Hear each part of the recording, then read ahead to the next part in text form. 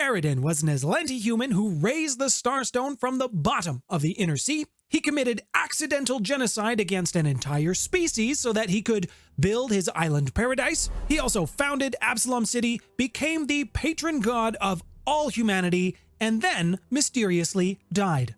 Let's take a look at the man, the myth, the legend. God standing! The man! The myth! The legend! No, not him. The legend of Aroden.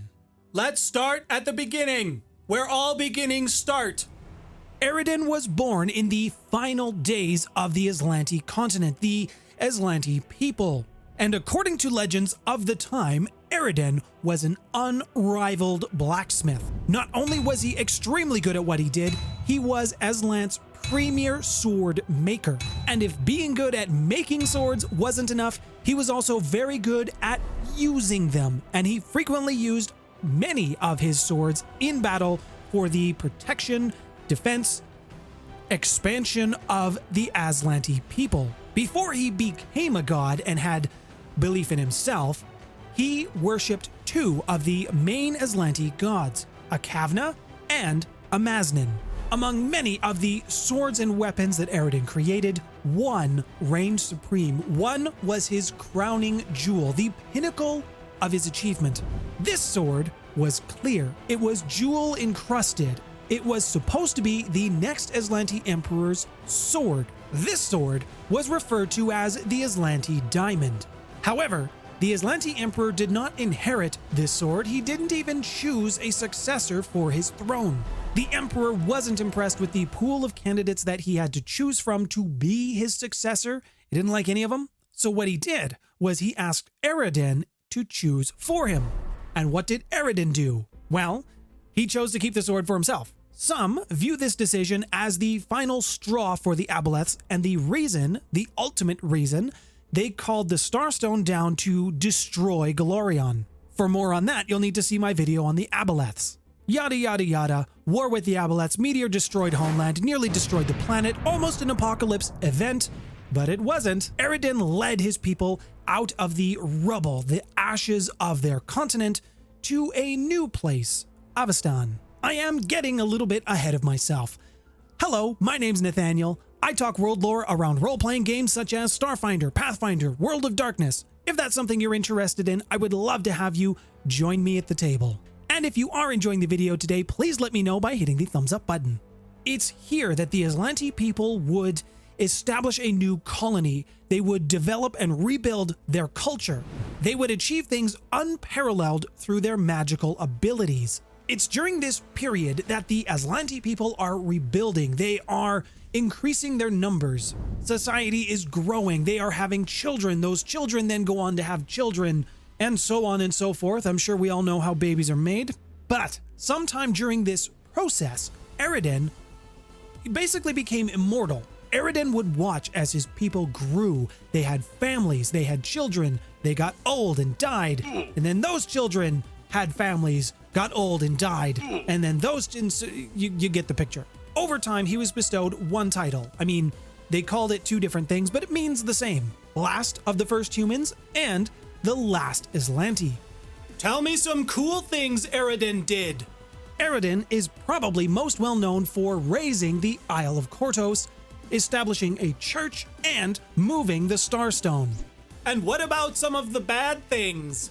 Unfortunately, in order to bring life to the slime-covered lifeless rock he pulled from the bottom of the Inner Sea, he stole 5 Aeon orbs from the Orphean Vault of Vask. One, because he believed that he could better use the artifacts than the species who were using them to keep them alive, and he needed their power to bring life to his island. What are the Orphean Vaults, I hear you not ask? They are gigantic caverns, thousands of feet tall, and large enough inside to house entire nations. Now, inside of all of these vaults, they all have their own rules, their own laws of physics in each of them. They are their own environments. They might as well be different worlds, but each vault represents a single biome: forest, desert, jungle, ocean. Other than legends, not much is known about these places. Once Aroden had the orbs, he made 5 towers to place them in. These were called the Aeon Towers, And through these towers, he linked the orb's magic to himself.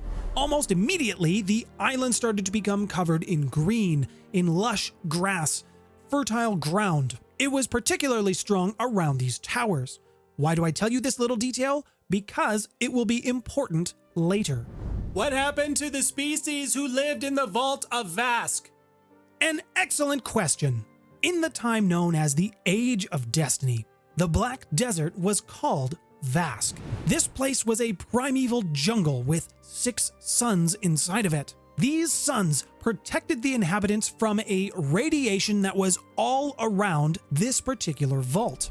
The species that lived inside of this vault were called the Zulgaths. To them, this vault wasn't just their home, it was also a sacred place. As you may have guessed, these 6 suns were the Aeon Orbs. So why do I say that Aroden's genocide was accidental when he very deliberately took the Aeon Orbs? In his mind, he wasn't taking all the orbs, he was leaving one for the Zulgaths. Unfortunately, what he did not realize is that the Aeon Orbs were working together, and just leaving one was not sufficient enough. It wasn't powerful enough to keep the radiation at bay. From here, it didn't take long for the radiation to turn what was once a lush, beautiful jungle paradise into a black, irradiated wasteland.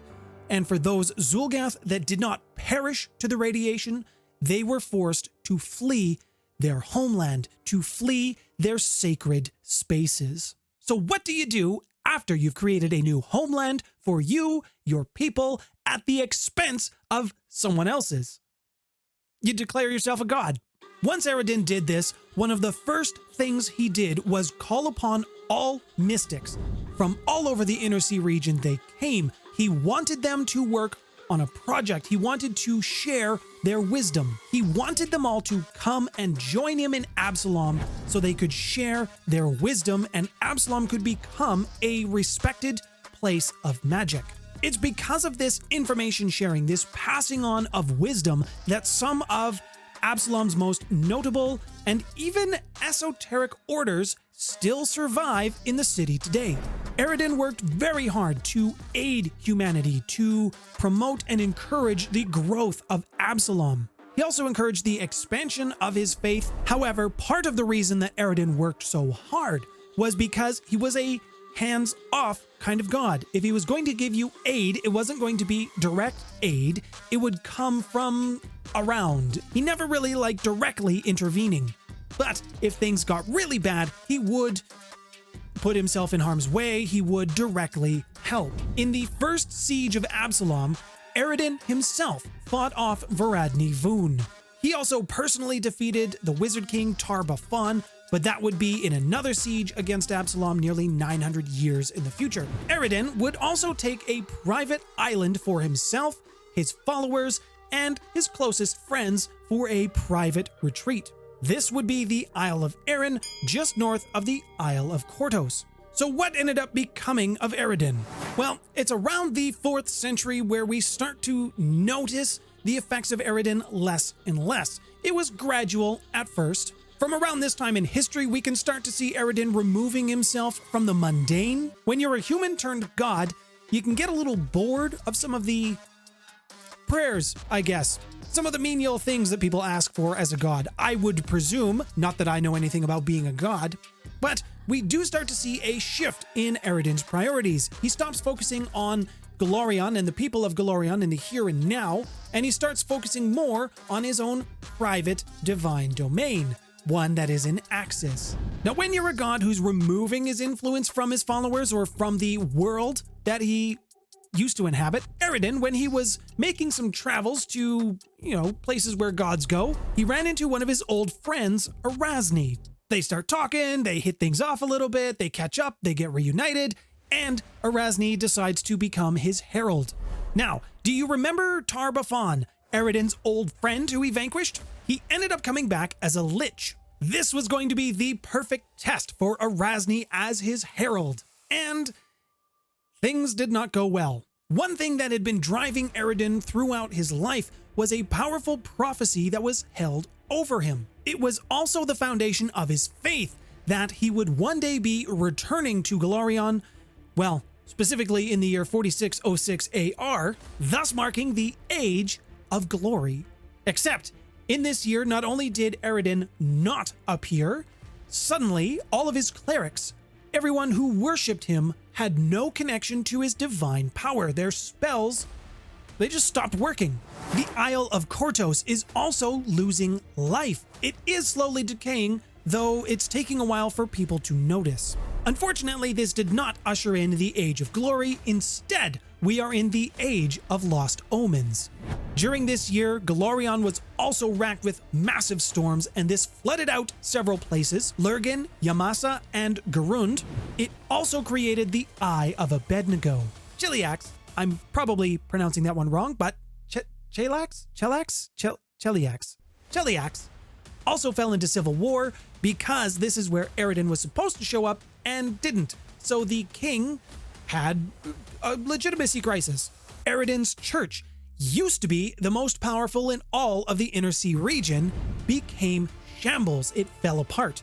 Many of them actually went to the Church of Iomedae. For those who have remained faithful to Aroden, their power has never returned. Once they were a great force, one that was able to defeat back hordes of invading demons and take back lands that were stolen from humanity. They were once able to close the world wound. And now, the church does not function as a religious institution. It does not have any political power. It barely exists at all. But the city he founded is still there. It is still thriving, flourishing, and it is still functioning on some of the original laws that Aroden founded. And if you want to know more about Absalom City, then you need to click here and find out more. Thank you to all of my patrons for supporting me and the channel. All of your support is greatly appreciated. My name's Nathaniel. Thanks for stopping by, everyone.